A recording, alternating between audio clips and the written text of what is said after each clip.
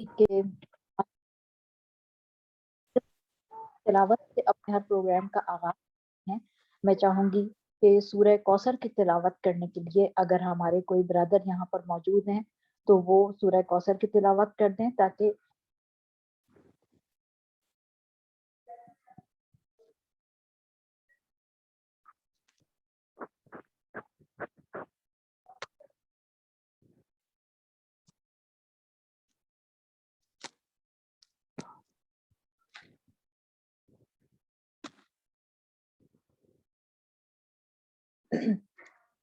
بسم اللہ الرحمن الرحیم. رب زدنی علما، یا اللہ ہمارے علم میں اضافہ فرما. آج ہم لوگ اس حدیث سے پروگرام کا آغاز کرتے ہیں اور دعا ہے کہ مولا ہماری ان کوششوں کو قبول کریں. جتنی بھی ہستیاں یہاں موجود ہیں وہ ہم ان کو سلام کہتے ہیں اور وہ ہماری سر پہ ہاتھ رکھتے ہیں.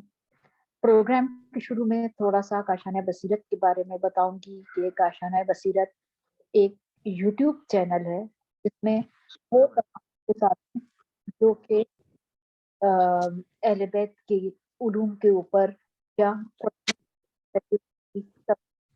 یہ ساری چیزیں موجود ہیں.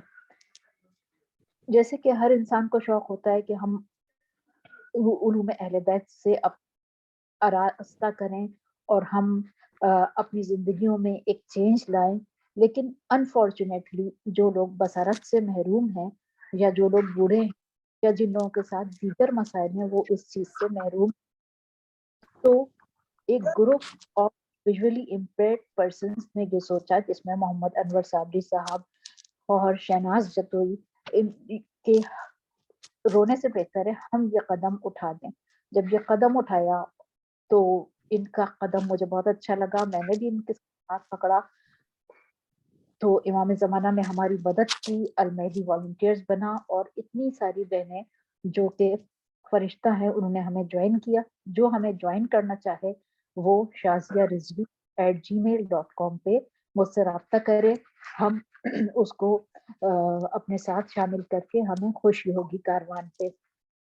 میں فوہر طاہرہ عباس سے کہوں گی کہ وہ 2 منٹ اپنی انہوں نے ایک کتاب ریکارڈ کی ہے فضائل بی بی فاطمہ، اس کے اوپر اپنے خیالات کا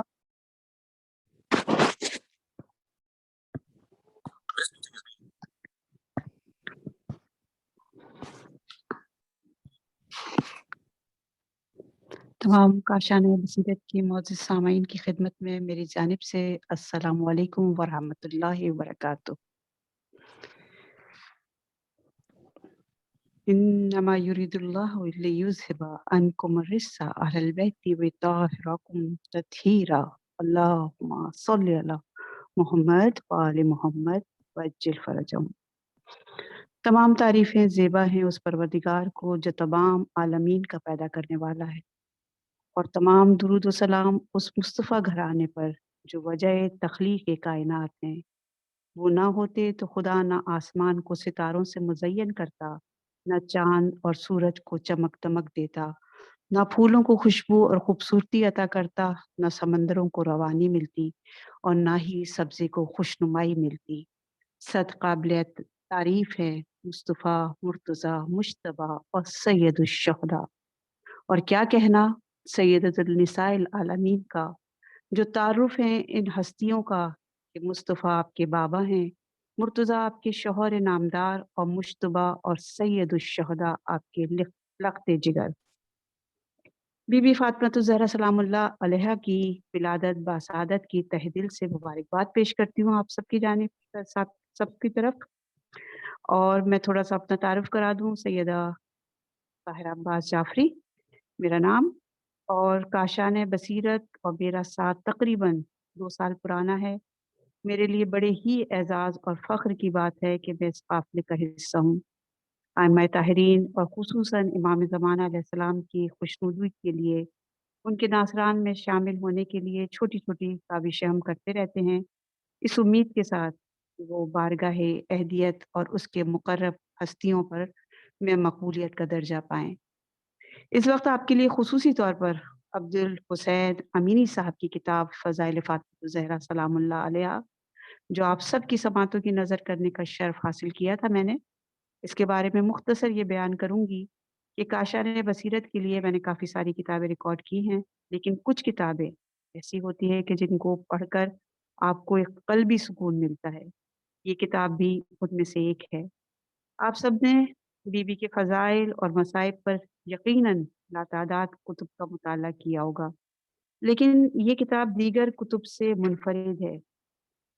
اس کی ایک وجہ یہ بھی ہے کہ امینی صاحب کی جو خاص بات ہے وہ بہت تحقیق اور جستجو کے بعد کتب تحریر کرتے ہیں، جیسے ان کی معرکۃ الآرا کتاب الغدیر، جس کے لیے انہوں نے ہندوستان تک کا سفر کیا۔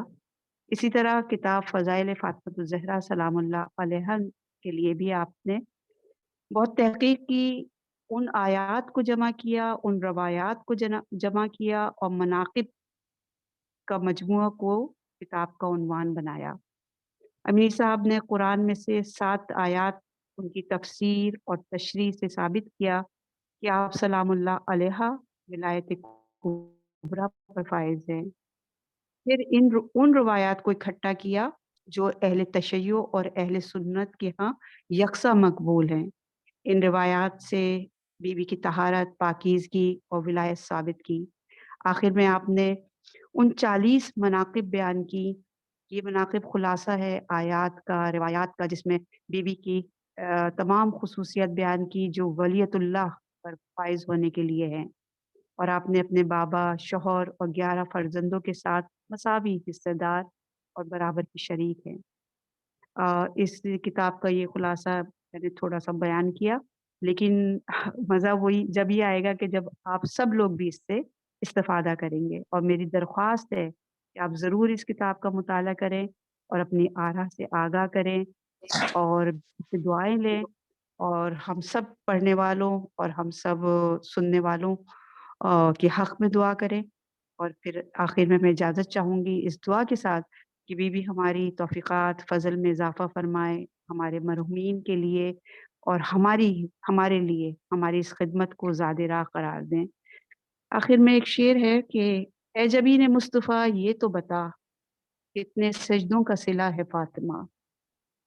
جی شازیہ۔ اللہم صلی علی محمد وآل محمد۔ جزاک اللہ، بہت زبردست نے اپنے خیالات کا اظہار کیا، اور ماشاءاللہ سے آج سب کو مبارکباد بھی دیں گے کہ تقریباً الغدیر کمپلیشن کے قریب ہے، اور تفسیر کوثر کی ریکارڈنگ کا سلسلہ شروع ہوا ہے، جس میں ہماری بہنوں نے بڑھ چڑھ کے حصہ لیا ہے۔ پارٹس 5 تقسیم ہو چکے ہیں، باقی بھی باقی ہیں۔ انشاءاللہ مجھے یقین ہے کہ اس خواب کو بھی ہماری بہنیں حقیقت بنائیں گی، مولا سلامت رکھیں۔ اور اب میں آغا سے ریکویسٹ کروں گی کہ آپ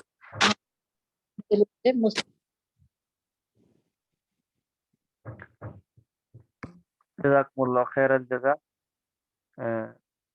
اعوذ باللہ من الشیطان الرجیم، بسم اللہ الرحمن الرحیم، الحمد للہ رب العالمین وبہ نستعین وہو خیر الناصرین ومعین۔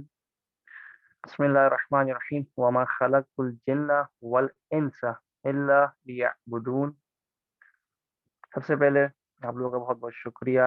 بند حقیر کے ٹوٹے پھوٹے الفاظوں کو آپ لوگ جو ہے وہ اپنی سماعتوں کی نظر کریں گے، اور بنا کسی تمہید کے ساتھ چونکہ وقت کو مد نظر رکھتے ہوئے اور اپنی موضوع کو جو ہے وہ آہستہ آہستہ جو ہے وہ مراحل طے کرتے ہوئے آخر تک پہنچانا ہے۔ صبح کی تدریس جو بند حقیر کا ہے وہ تھوڑا سا اشکال آتی ہے، سوال آتی ہے۔ اکثر جگہوں پر بند حقیر آپ کو سوالوں کے جواب نہیں دے گا، بلکہ آپ کے ذہنوں میں سوال پیدا کرے گا۔ کیوں پیدا کرے گا؟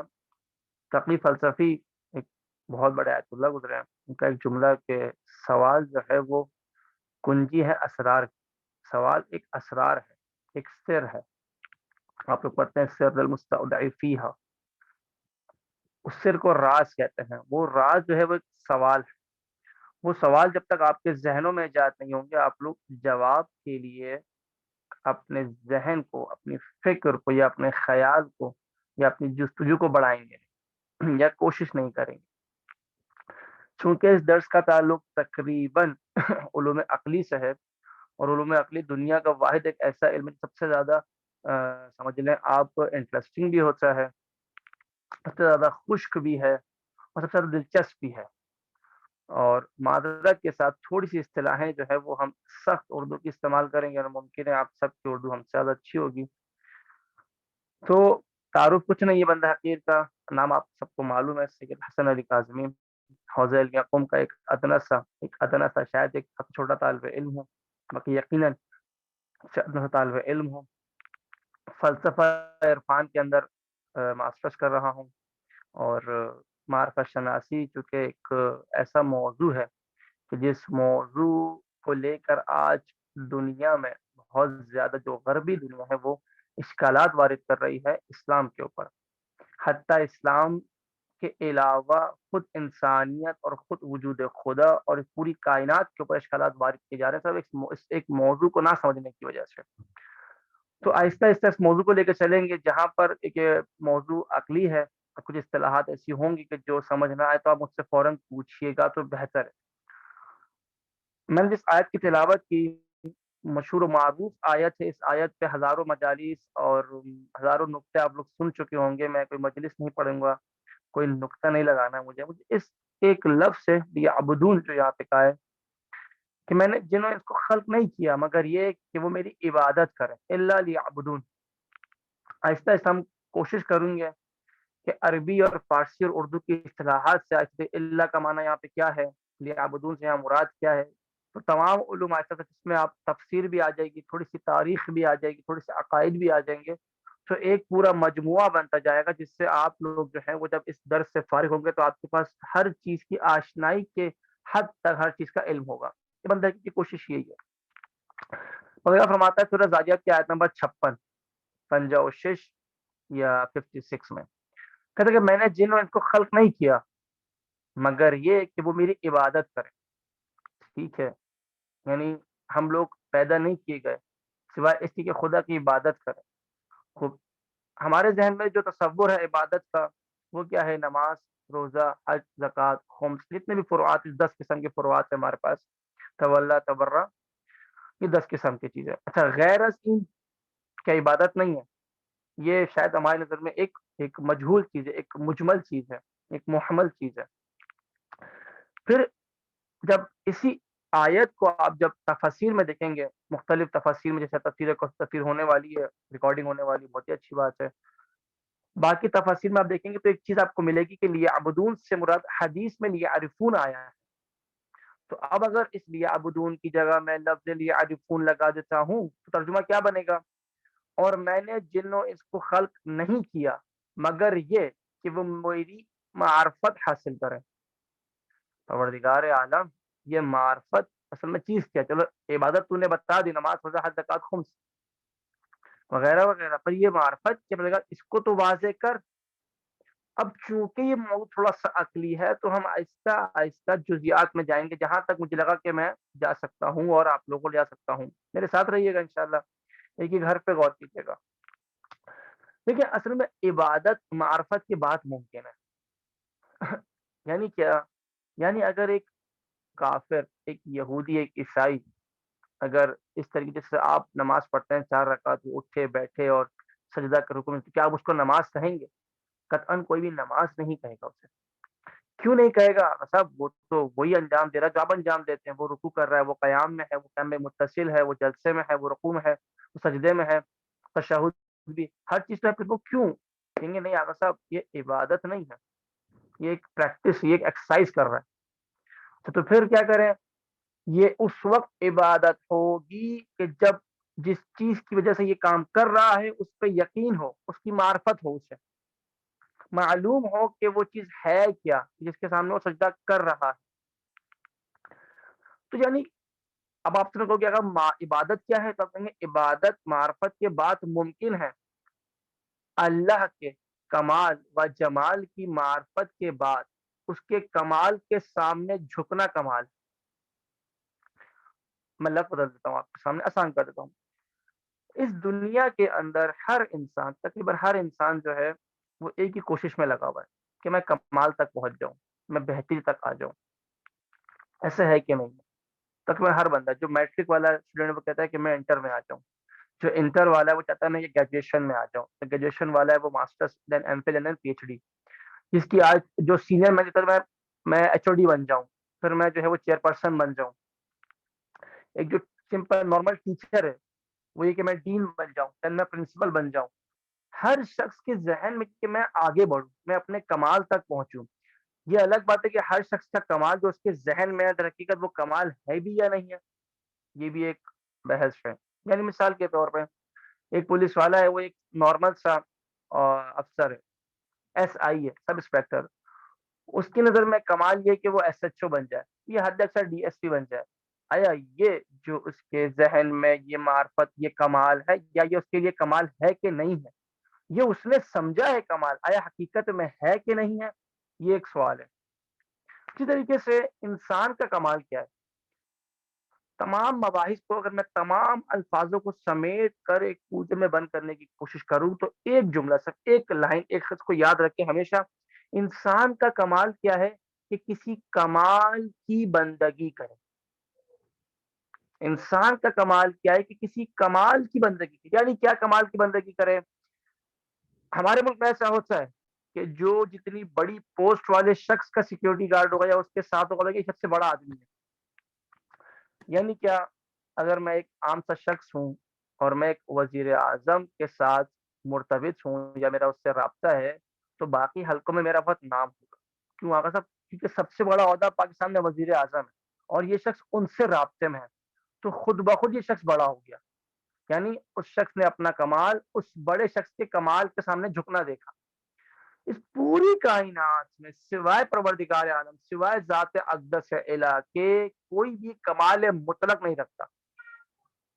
جب کوئی اور بھی کمال مطلق نہیں رکھتا تو یعنی انسان اگر چاہتا ہے کہ کمال کی منزلوں تک پہنچے تو لامحالہ یہ ہے کہ وہ اس کے کمال کے آگے اپنا سر جھکا دے، یا اس کی بندگی کرے، یا اس کی اطاعت کرے، یا اسے فالو کرے. ٹھیک ہے، یہ بات تو سمجھ آ گئی. اب ایک اور آیت پہ روایت پہ آ جائیے. بحر الانوار بہت مشہور علامہ مجلسی کی کتاب ہے، اس کی جلد نمبر 93 صفحہ نمبر 328. ایک شخص آیا امام صاحب شادی کا ان کے پاس، مولا یہ بتائیے کہ میری دعا کیوں قبول نہیں ہوتی؟ میں دعا مانگتا تو ہوں پر میری دعا قبول نہیں ہوتی، وجہ کیا ہے؟ انہوں نے کچھ جو جملے کہتے وہ جملے آپ کو ہمیشہ اس کو ذہن میں رکھیے. فرماتے ہیں لِأَنَّكُمْ تَدْعُونَ مَنْ لَا تَعْرِفُونَهُ. میں پھر روایت پڑھتا ہوں تاکہ عربی سے آشنائی ہو. لِأَنَّكُمْ تَدْعُونَ مَنْ لَا تَعْرِفُونَهُ. یعنی کیا؟ دیکھو وجہ یہ ہے کہ تم ایسی ہستی کو پکارتے ہو جس کی تمہیں معرفت ہی نہیں ہے اصلا. یعنی ہم دعا مانگ رہے ہیں، یہ دے دے پروردگار، وہ کر دے پروردگار، یہ چاہیے پروردگار، وہ چاہیے. اصلا میری دعا قبول کیوں نہیں ہو رہی؟ کیونکہ میں اس کو پہچانتا ہی نہیں. جس ہستی سے میں مانگ رہا ہوں اصلا میں اسے پہچانتا، مجھے اس کی شناخت نہیں، مجھے اس کا ادراک نہیں، مجھے اس کا علم نہیں ہے، مجھے اس کا آگاہی ہی نہیں ہے در حقیقت. تو کس طریقے سے میری دعا قبول ہوگی؟ یہاں تک اس موضوع ان سب چیزوں کو جب آپ اپنے ذہن میں لے کے آئیں گے تو آپ کو سمجھ آئے گا معرفت شناسی یعنی ایپسٹیمولوجی. یعنی کیا؟ اصل میں معرفت کیا ہے؟ لفظ معرفت عربی کے اندر جو زیادہ تر استعمال کیا گیا ہے وہ یا تو علم کے معنی میں، یا آگاہی کے معنی میں، یا اطلاع کے معنی میں. ان تین معنی میں استعمال. یہ عام ہے. اس کا مفہوم، معرفت کا مفہوم جو ہے کہتے ہیں کہ مساوی ہے. کس کے مساوی؟ علم کے مساوی ہے، آگاہی کے مساوی ہے، یا اطلاع کے مساوی ہے. خوب درست سے آگا صاحب یہ بھی سمجھ گئے. آگے آتے تو یہ معرفت جو لفظ معرفت شناسی ہے مطلب علم شناسی نہیں، پھر مسئلہ ہو جائے گا آگاہی شناسی، یہ بھی ایک مسئلہ ہو جائے گا. در حقیقت جب ہم خود اس معرفت پہ آتے ہیں تو ہمیں معلوم ہوگا کہ یہ مساوی با علم نہیں ہے، یہ اس کی دقیق تعریف نہیں ہے. عمومی تعریف تو ہو سکتی ہے پر تھوڑی سی عمیق اور دقیق تعریف جب ہم جائیں گے تو بنے گا یہ معرفت جو ہے یہ علم سے تھوڑا سا اخص ہے، تھوڑا سا خاص ہے. یعنی علم ایک عمومی چیز ہے، ایک کلی چیز ہے، اور معرفت ایک جزئی ہے جو علم کے اندر سے ہی نکلی ہے. پر چونکہ وہ اتنی دقیق ہے کہ ہر وہ شخص جو سمجھ لیں آپ چلتے پھرتے ہی علم سمجھتا ہے، اس کے لیے وہ اس جگہ تک پہنچ ہی نہیں سکتا. اور صاحبان مفکر جتنے بھی موجود ہیں ہمارے تشیع میں یا اہل سنت میں یا غرب میں یا یونان میں، ان سب نے اس علم کو جب تھوڑا سا اور جزئی طور پر بررسی کرنا شروع کیا اور تھوڑی تحقیق کرنا شروع کی، تو کہا نہیں، اس علم کے اندر بھی ایک چیز ہے جس کا نام ہے معرفت، یعنی معرفت شناسی، اپسٹمولوجی. اچھا، معرفت یعنی کیا ہوگا؟ شناسائی، علم و دانش. اب اس کے مبادی ہیں. پھر کیا ہوتے ہیں؟ انواع شناخت. یا کیا یہ معرفت کے شناخت کے انواع بھی ہیں، نوع بھی ہے؟ کس نوع کی معرفت ہے؟ مثال کے طور پر ایک شخص کے سامنے آپ پانی رکھ دیجئے، گلاس رکھ دیجئے، اور آپ 3 قسم کے لوگ بلائیے، ایک بچہ، ایک جوان اور ایک تھوڑا سا پیر یعنی بزرگ.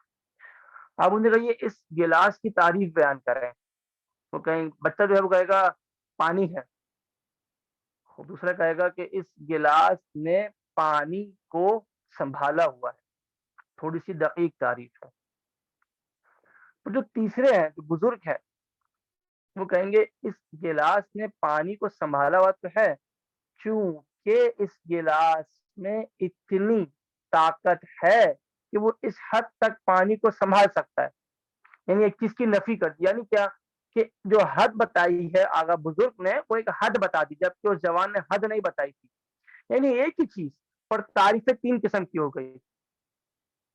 تو یہ جو تعریف ہو رہی ہے، یعنی ایک ہی چیز کے بارے میں 3 نوع طریقے سے، 3 جہت سے تعریف بیان ہوئی. یہ جو چیزیں، اسے کہتے ہیں انواع شناخت. مختلف قسم کی چیزوں کو پہچاننا، نوع کیا ہے اس کی شناخت کی. دیکھیے، انسان فطرتاً حقیقت تک پہنچنا چاہتا ہے. یا تو وہ ہر وقت اس حال میں تلاش میں ہے کہ وہ کسی طریقے سے حقیقت تک پہنچ جائے. جہاں تک بندہ حقیقت حقیقی، اور علامہ مصباحی یزدی کی کتاب طرح ولایت جو 5 جلدوں پر مشتمل ہے، اس کا پورا ایک ٹاپک ہے معرفت شناسی کا، وہ فرماتے ہیں کہ دیکھو، ایک مہم نقطہ یہ کہ انسان کی فطرت یہ نہیں چاہتی کہ وہ حقیقت کو درک کرے. اصلاً یہ نہیں چاہتی، بلکہ انسان کی فطرت یہ چاہتی ہے کہ جیسی وہ چیز ہے اسی طرح اس چیز کو پہچانے.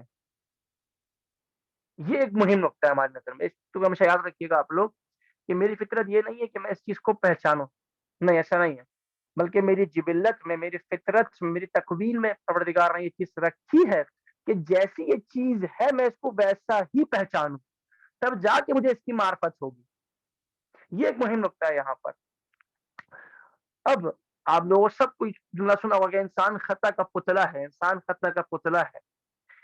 یہ کیوں کہتے ہیں؟ اس کی وجہ کیا ہے؟ بے شک انسان اشتباہ اور خطا میں گھرا ہوا ہے. اس کے مشاہدے میں، یعنی انسان کے مشاہدے میں سیراب ہے. پانی کے گلاس میں ٹوٹا ہوا چمچ ہے. شراب یعنی کیا؟ آپ جا رہے ہوں ریگستان کی سائڈ پہ، تو آپ اگر بیچ میں روڈ ہو تو آپ کو دور سے روڈ پہ پانی دکھتا ہے، سیراب دکھتا ہے، حقیقت وہ ہوتا نہیں ہے. تو کیا آپ کی آنکھیں دھوکہ کھا رہی ہیں؟ کیا آپ کا وہ جو علم ہے، آپ آنکھیں دیکھ کے آپ کے دماغ کو، آپ کی عقل کو ایک علامت، ایک نشانی دے رہی ہیں، آپ کی عقل فیصلہ کر رہی ہے کہ ہاں یہ تو سیراب ہے، آگے سمندر ہے، آگے پانی ہے. تو حقیقت میں ایسا نہیں ہے. کہ آپ کی عقل اشتباہ کر رہی ہے؟ اگر عقل اشتباہ کر رہی ہے تو یعنی پروردگار عالم نے انسان کو ایک ایسی عقل دی جو خود اشتباہ کرے. اگر ایسا ہے تو پھر وہ کمال نہیں ہوا، کیونکہ وہ جو چیز دے گا وہ کمال ہوگی. دوسری چیز کیا ہے؟ آپ لوگوں نے یہ شاید بہت زیادہ کیا ہوگا یہ چیز کہ آپ ایک گلاس کو رکھیے، اس گلاس میں پانی رکھیے، اور اس پانی میں ایک چمچ رکھیے. وہ چمچ آپ کو ٹوٹا ہوا دکھے گا، تھوڑا سا آگے پیچھے دکھے گا. اگر آپ لوگوں نے شاید یہ بچپن میں ہم سب نے کیا ہوگا، ہم سب دیکھتے بھی ہیں، تو بچوں کا کھیل بھی ہے کہ آپ نے ایک پانی کے گلاس میں جو ہے وہ چمچ رکھا، وہ چمچ تھوڑا ٹوٹا ٹوٹا دکھے گا آپ کو. جو ٹوٹا ہوا چمچ ہے در حقیقت وہ ٹوٹا ہوا تو نہیں ہے، پر آپ کی آنکھوں نے دیکھ کے آپ کے ذہن پہ ایک تصور پیدا کیا، ایک علم پیدا کیا. آپ کا یہ علم اشتباہ ہے کہ نہیں ہے؟ قطعاً یہ علم آپ کا اشتباہ ہے. وہ چمچ ٹوٹا ہوا نہیں ہے، وہاں پہ سیراب نہیں، وہ سمپل روڈ ہے، اور یہ سمپل گلاس ہے، یہ سمپل چمچ ہے، ٹوٹا ہوا نہیں. پر آپ کو ٹوٹا ہوا، آپ کی علم کہہ رہا ہے کہ ٹوٹا ہوا ہے. یہ جو اس طرح کے اشتباہات ہیں، صرف ایک علم میں مشاہدے کی وجہ سے وجود میں آنے والے تمام علوم میں کہیں نہ کہیں خطا اور اشتباہ کا وجود پیدا کر دیتے ہیں.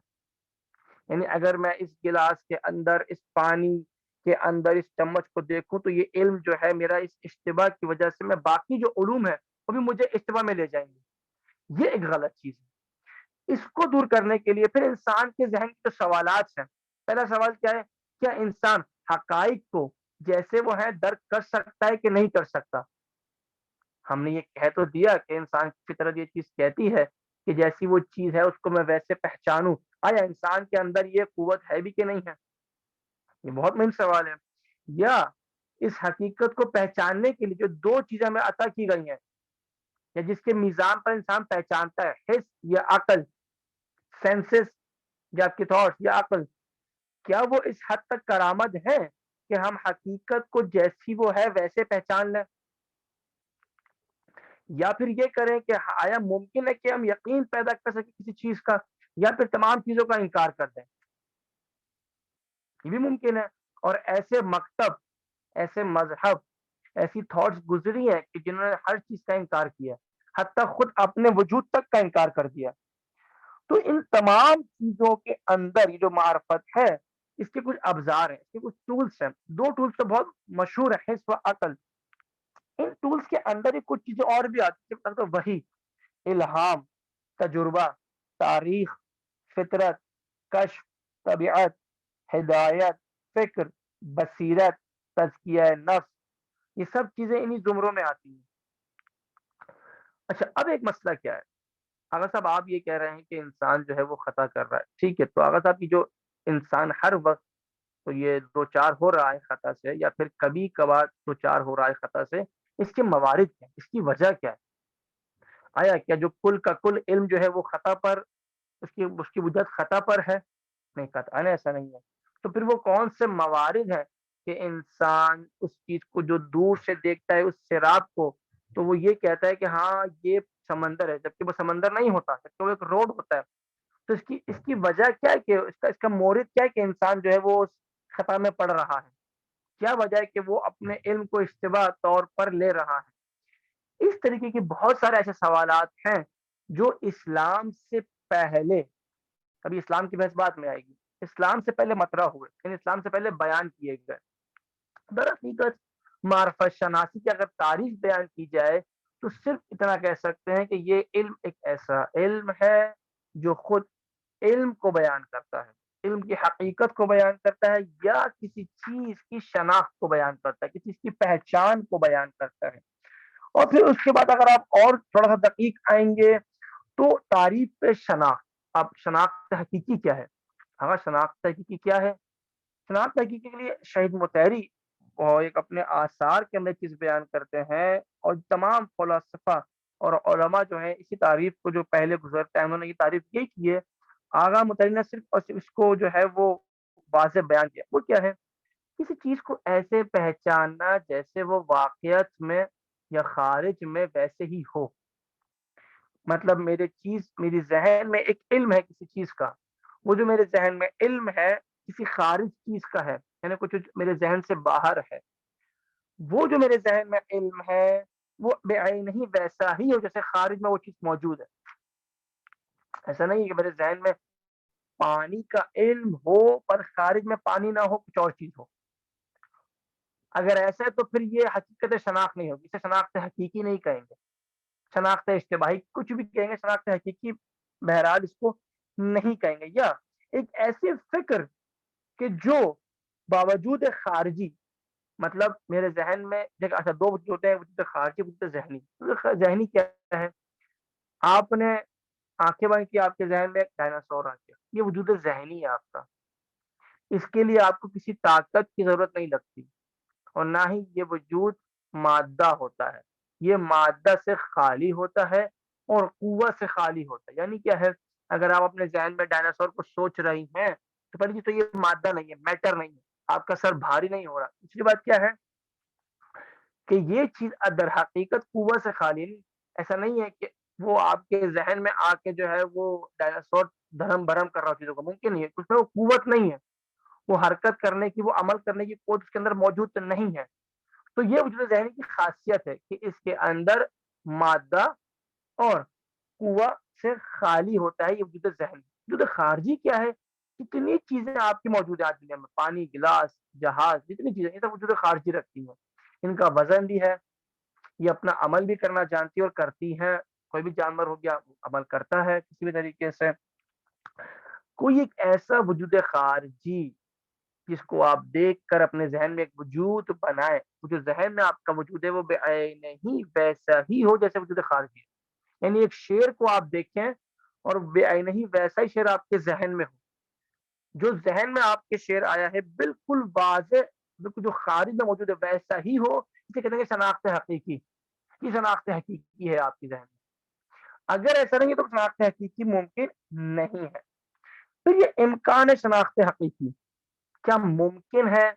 یہ جو امکان شناخت حقیقی ہے، جب یہ چیز وجود میں آئی تو دو بہت بڑے گروہ، دو بہت بڑے مکتب وجود میں آئے. مکتب اول سوفسطائیان، جس کو ہم صوفیزم کہتے ہیں. اس کے بعد مکتب دوم شک گرایان. دیکھیں یہ جو شک گرایان کو کہتے ہیں اسکیپٹزم. یہ جو دو گروہ ہیں، یہ گروہ اس قدر خطرناک تھے. اور یہ گروہ کب پیدا ہوئے؟ یہ گروہ پیدا ہوئے میلاد سے 400 سال قبل، یعنی حضرت عیسیٰ کی ولادت سے بھی 400 سال قبل پیدا ہوئے تھے یہ گروہ. اگر ان گروہ، یہ جو گروہ پیدا ہوا سوفسطائیان اور شگرایان، ان گروہ کو سقراط، ارسطو اور افلاطون جواب نہیں دیتے تو آج دنیا کے اندر ایک ایسا گروہ موجود ہوتا، اور جو ہوتا جا رہا ہے آہستہ آہستہ، کہ دنیا کی ہر چیز کا انکار کرتا اور کہتا اصلاً خدا تو بہت دور کی بات ہے، یہ کائنات کا کوئی وجود ہی نہیں. وہ ہر چیز کا انکار کرتے، اصلاً وہ اپنے حص کا انکار کرتے تھے. یعنی اپنے حص کا انکار کیا کرتے تھے؟ اگر میں آپ سے پوچھوں آقا آپ کا وجود ہے کہ نہیں ہے، تو آپ کہیں گے آقا صاحب میرا وجود ہے. آقا ثابت کیجئے. آقا ثابت کا مطلب میں خود بے عین ہی آپ کے سامنے کھڑا ہوں، سانس لے رہا ہوں، مطلب میرا وجود ہے کہ نہیں ہے؟ کیا آپ کا وجود ہے یہ کسی اور نے آپ کو بتایا ہے؟ کوئی آپ کا دوست ہے ہاں بھائی تم ہو، ایسا نہیں ہے. اگر دنیا کا کوئی بھی شخص نہ ہو، صرف آپ اکیلے ہوں، تب بھی آپ اپنے وجود کو ثابت کر سکتے ہیں کیونکہ میں ہوں. ظاہر اب بہدہی ہے، اس پہ کسی دلیل کی ضرورت ہی نہیں ہے آپ کو. ایسا مکتب سوفسطائیان آیا تھا، کہتا ہے کہ اصل ہمارا کوئی وجود ہی نہیں ہے، ہم ہے یا نہیں ہمیں معلوم ہی نہیں ہے، ہم انکار کرتے ہیں اپنے وجود کا. ان کے پاس دلائل بہت ٹھوس تھے، ایسا نہیں ان کے پاس دلائل نہیں تھے. البتہ ان کی جو بنیاد تھی ان دلائل کی وہ کھوکھلی تھی، اس کو سقراط نے آ کے گرا دیا. اس کے بعد ایک مکتب آیا. ابھی ایسے سب مکتب کو میں بتاؤں گا کہ ڈیفائن کی سوفسطائیان کون تھے، کیسے نکلے، کس طریقے سے جو ہے ان کی بنیاد رکھی گئی اور کس وجہ سے ان کی بنیاد رکھی گئی. اگر یہ سوفسطائیان اپنے اس کام میں جو ہر وجود کا انکار کر رہے ہیں کامیاب ہو جاتے، دنیا کی تمام عدالتوں کا نظام دھرم برہم ہو جاتا. یہ لوگ کہتے تھے کہ اگر کسی شخص نے قتل کر دیا کسی شخص کا تب کوئی سزا نہیں ہو سکتی. کیوں نہیں ہو سکتی آقا صاحب؟ ثابت ہی نہیں ہے کہ وہ شخص مرا ہے کہ نہیں مرا. اس کی باڈی ختم ہوئی ہے، اس کی سانسیں نکلی ہیں، ہم اصلا سانسوں کو نہیں مانتے، ہم روح کو نہیں مانتے، ہم نفس کو نہیں مانتے. اصلا اگر وہ شخص پکڑا بھی جائے کہ آقا 10 لوگ دیکھ رہے ہیں کہ اس نے مارا ہے کہ نہیں مارا، کہیں آپ نے اپنی آنکھوں سے دیکھا ہے کہ اپنی آنکھوں سے دیکھا ہے اس کو، اس نے مارا ہے، اس نے مارا ہے، ہم نہیں مانتے اس نے مارا ہے. جب وہ نہیں مان رہے تو آپ کیوں نہیں مان رہے؟ کہتے دلیل نہیں ہے ہم کو ماننے کی ہمارے پاس.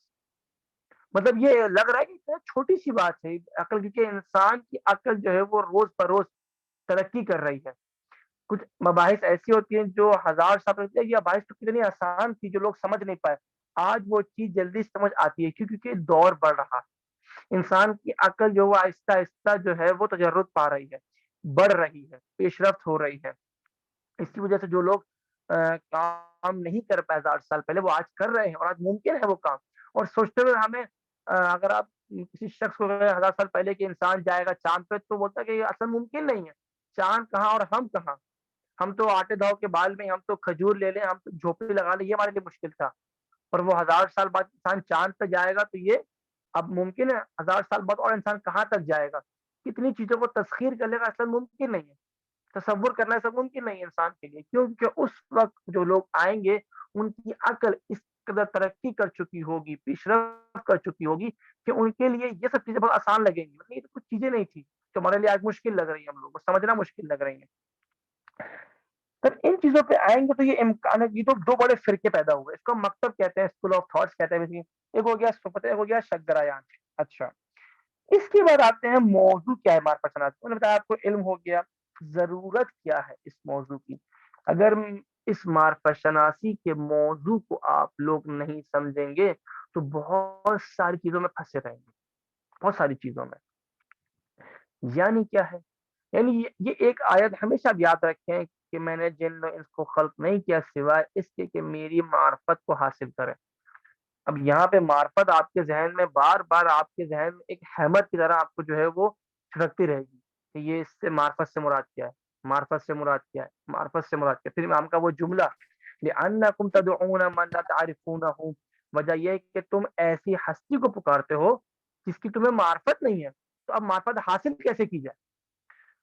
خوب، تو یہ کچھ میرے پاس کچھ میکسیمم 3 منٹ بچے ہیں میرے پاس کچھ، تو میں آپ کا میں آخری ایک تاریخچہ ہے کہ یہ معرفت شناسی کی جو بحث ہے یہ کتنے اس کے تاریخی ادوار ہے کیا، مغربی دنیا میں کب اس معرفت شناسی کے موضوع کو اٹھایا گیا، اس کے بعد کس طریقے سے یہ مسلم دنیا میں آیا، اور کس طریقے سے جو 500 سال پہلے نظام خدا محوری کا تھا، یہ 500 سال بعد ایک دم یہ نظام خود بخود انسان محوری میں کیسے آ گیا.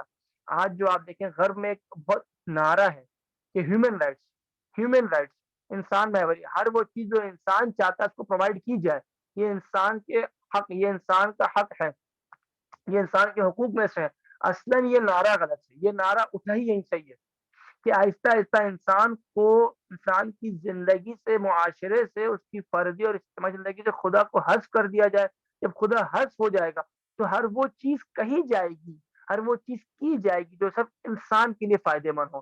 حتیٰ کہ وہ ظاہری طور پر اس کے فائدے مند شاید ہو سکتی ہے، پر باطنی طور پر وہ اس کے لیے اور معاشرے کے لیے اس قدر نقصان دہ ہوگی کہ جس کے نتائج آنے والے وقت میں آج ہمیں مل رہے ہیں کہ غرب کے اندر کس طریقے سے جنسیت پرستی اور باقی جو قانون کی چیزیں ہیں کس قدر جو ہے وہ برباد ہو چکی ہیں. کبھی انشاءاللہ اس موضوع پہ گفتگو ہوئی تو گفتگو کریں گے کہ تمدن اس وقت مغربی دنیا کا کس طریقے سے جو ہے وہ بدحالی کا شکار ہو چکا ہے. انشاءاللہ اگلے درس کے اندر تھوڑا سا آگے لے کر اسٹیپ لے کے آؤں گا کہ ان سب کے نظریات کون کون تھے اور ان نظریات کو اٹھانے والے کون تھے. جیسے آپ کا ایک جو فلاسفہ گزرے ہیں غرب کے، ایک ڈیکارٹ ہے. ڈیکارٹ 1596 ہجری میں پیدا ہوئے اور 1650 ہجری میں ان کا انتقال ہوا. فرانس کے یہ بہت بڑے فلاسفر ہیں. اس کے بعد آپ کا رسل ہے، اس کے بعد ایمینل کینٹ ہے، آگوسٹے کومٹے ہے. یہ سب وہ فیلسوف ہیں کہ جنہوں نے ان نظریات کو ایک دم لوگوں میں رائج کرنے کی کوشش کی.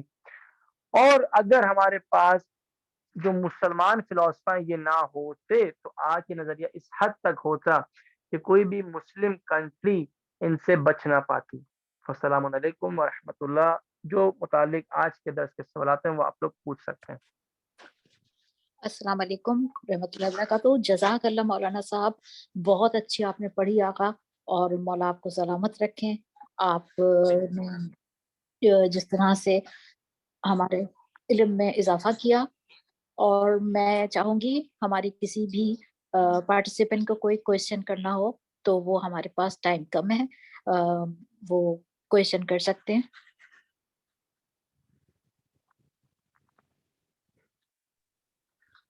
آغا آپ نے فرینچ فلاسفرز کے نام بتائے تھے، یہ میں اپنے جی بالکل. یاد دہانی کے لیے دیکھنا چاہ رہا تھا، بتائیے گا پلیز مجھے دوبارہ سے. رینے ڈیکارٹ، اس کو ڈیکارٹ بھی کہتے ہیں، DESCART. ہاں، اس کو یہ بہت بڑا فلاسفر ہے. اور ایک ہے ایمینل کینٹ، کو کانٹ بھی کہتے ہیں فارسی میں. Okay okay okay. اور ایک ہے آگوسٹے کومٹے. اگر جو لوگ سوشولوجی پڑھتے ہوں، جیسے پڑھا جاتا ہے ہمارے یہاں، اس کو کہتے ہیں فادر آف سوشولوجی، آگوسٹے کومٹے. ان کے نظریات پڑھیں، بہت اچھی چیز ہے کہ ہمارے بہت کام آئیں گے. اور کوئی سوال کسی کا؟ Thank you. ویلکم. جزاک اللہ مولانا صاحب. یہ سوال پوچھا ہمارے برادر نے، لیکن اس سے استفادہ کریں گے ہم سب. مولا سلامت رکھیں آپ کو. اور کسی کو ایک سوال پوچھنا ہے؟ مجھے یقین ہے بحث تھوڑی خشک ہے، عقلی ہے، پر یہ کہ عقلی ابحاث میں اگر ہم لوگ سوچیں گے نہیں، اپنی فکر کو نہیں دوڑائیں گے، تو کبھی بھی حقیقت تک نہیں پہنچ سکتے. ہم لوگ عادت کے عادی ہو چکے ہیں، عبادت کے عادی نہیں ہیں. عبادت کی روح تفکر ہے، عبادت کی روح فکر ہے، عبادت کی روح جستجو ہے، حقیقت تک پہنچنا ہے. کیوں کہتے ہیں کہ ایک لہجے کی فکر 1000 سال کی عبادت سے افضل ہے؟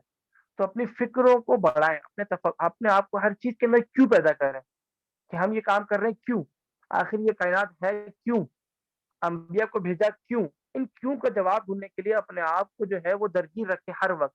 جب آہستہ آہستہ آپ ان کیوں کے اندر گر جائیں گے تو آہستہ آہستہ خدا کی نعمتوں کو سمجھنا شروع کر دیں گے. پھر اس کی جو تجلیاں ہیں، جو ائمہ اہل بیت، ان کو سمجھنا شروع کر دیں گے، اور اس وقت آپ کو احساس ہوگا اپنے اندر، جو عرفا، یہ جو آپ کی جتنے بھی عرفا ہمارے علماء گزرے ہیں، یہ کس قدر حقیقت کے نزدیک ہوا کرتے تھے. جزاک اللہ، بہت زبردست. اور آج کی شارٹ ٹائم تھا لیکن بڑی فروٹفل کانورسیشن، بہت ہمارے علم میں اضافہ ہوا. اور اسی طرح سے انشاءاللہ یہ سلسلہ آف اینڈ آن چلتا رہے گا. میں جتنے بھی لوگوں نے شرکت کی، اسپیشلی ہماری آغا قوم سے جنہوں نے ہمیں جوائن کیا، اور ان سے ایک ریکویسٹ کروں گی کہ آپ پورے المہدی والنٹیئرز، پورے کاشانہ بصیرت، ایک ہی ہیں یہ دونوں، چینل کا نام کاشانہ بصیرت ہے، اور جو خدمات کرتے ہیں المہدی والنٹیئرز، اور سب کی طرف سے بی بی کے روزے پہ جا کے سلام کہیے گا، اور ہماری طرف سے ایک زیارت پڑھیے گا انشاءاللہ. اور جن نے شرکت کی، بالخصوص خوہر سیمی زوار جنہوں نے اپنا زو مزہ خانہ میں ہمیں جگہ دی، وہ ہمارے المہدی والنٹیئر کی ایک بڑی سرگرم کارکن ہے. مولا سب کی توفیقات میں اضافہ کرے. اور جس کو اور شامل ہونا ہے کاشانہ بصیرت میں، المہدی والنٹیئرز میں، وہ مجھ سے shazia.hassan@gmail.com پہ رابطہ کر سکتے ہیں. ہمیں بہت خوشی ہوگی کہ ہمارا کاروان آگے بڑھے، یا کسی اور کو ریکمینڈ کرنا ہے تو موسٹ ویلکم. نمبر ہے 0333224652. التماس سے دعا، انشاءاللہ نیکسٹ نشست میں آپ سے ملاقات ہوگی. انشاءاللہ. خدا حافظ.